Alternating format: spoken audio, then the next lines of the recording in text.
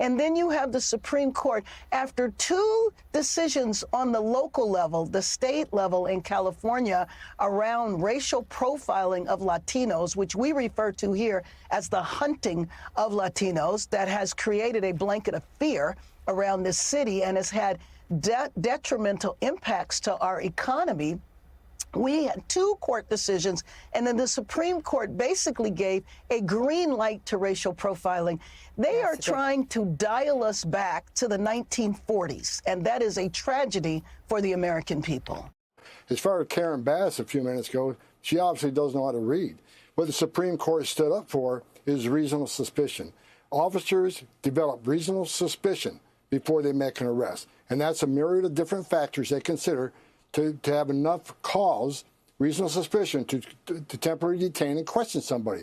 That's what Supreme Court upheld. That's been in statute for decades. So it has nothing to do with racial profiling. Matter of fact, someone's race can't be considered as the only factor to cause reasonable suspicion. So obviously she can't read. She's lying to her constituents what ICE is doing. Again, 70% are criminals. And not only that, ICE has arrested people from 180 different countries. Now, I think there's like 195 sovereign nations. We arrested people from Asian countries, from European countries, from Caribbean countries. So we're arresting people from 180 different countries. This isn't about hunting Latinos. That's a disgusting remark.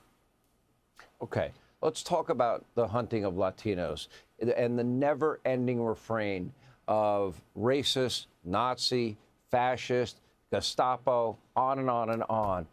Do you believe it is increasing the incidence of violence and the risk to the lives of your agents? Absolutely. And you and I talked about this, I think, back in March, Sean. I said if the hateful rhetoric doesn't decrease, someone's going to be killed. And, of course, the left went crazy. I can't believe Homan said that.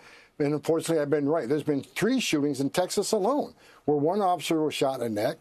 One of the bad guys was killed by Border Patrol agents when they attacked her facility.